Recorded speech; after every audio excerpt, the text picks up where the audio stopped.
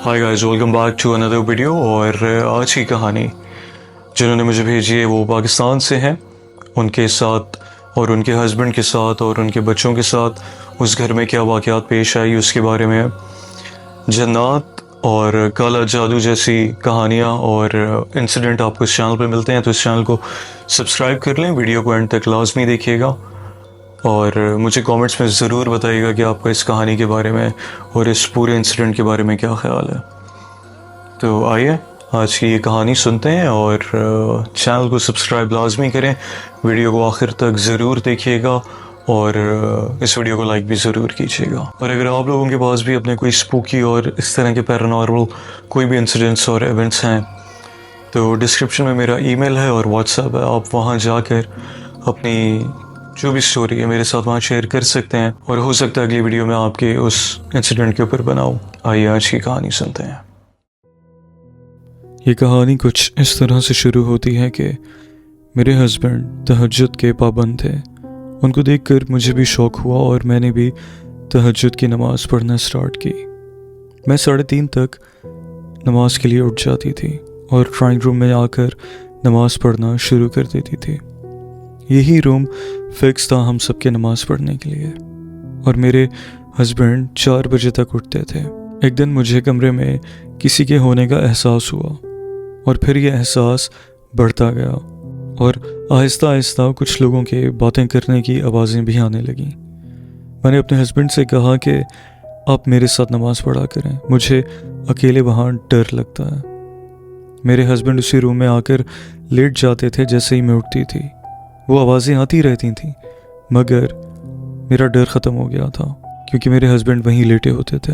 एक दिन मैंने अपने हस्बैंड को नमाज के लिए उठाया तो वो सुस्ती से कहने लगे कि आज सोने दो, कुछ आराम करने का मौका मिला है, फिर कब ऐसी नींद आएगी। मैं उन्हें छोड़ के वापस ड्राइंग रूम में चली गई और अपनी नमाज़ पढ़ना शुरू की। आज वहाँ कोई आवाज़ नहीं आ रही थी और ना ही वहाँ किसी के होने का एहसास हो रहा था।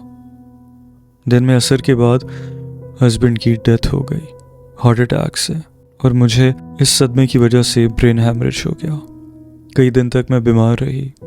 वो घर हमने बेच दिया और हम एक नए घर में आ गए। बच्चे छोटे थे मेरे तो मैं उनके साथ ही सोती थी और वहीं उठकर नमाज़ पढ़ती थी, मगर बच्चों की नींद ख़राब होने लगी थी इस वजह से। मेरे बड़े बेटे ने मुझे खुद कहा कि मामा आप लाउंज में जाकर नमाज़ पढ़ लिया करें तहज्जुद की, मैं वहीं सोया करूँगा ताकि आपको डर ना लगे।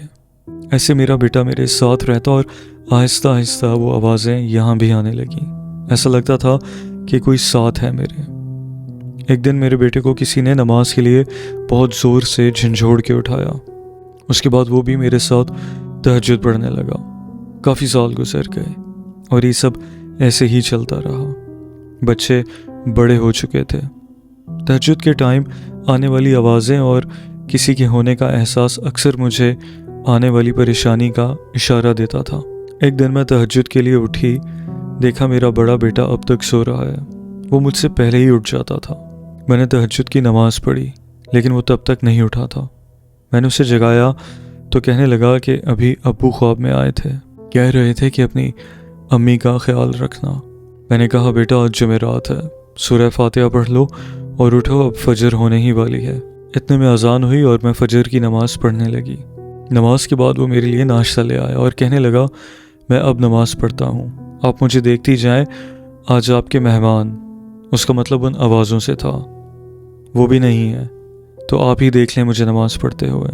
उस दिन मगरिब की नमाज के दौरान मेरे उसी बेटे की हार्ट अटैक से नमाज पढ़ते हुए डेथ हो गई और आज भी मैं तहज्जुद पढ़ती हूँ मगर वो आवाज़ें अब नहीं आती, ना किसी के होने का एहसास होता है। वो आवाज़ें ऐसी होती थीं कि जैसे कोई आपस में बात कर रहा हो। कभी कभी लगता था जैसे कोई तिलावत कर रहा हो, मगर अब वो सब दोबारा नहीं होता। ये सब क्या था और क्यों हुआ हमारे साथ, ये बात मैं आज तक नहीं समझ पाई।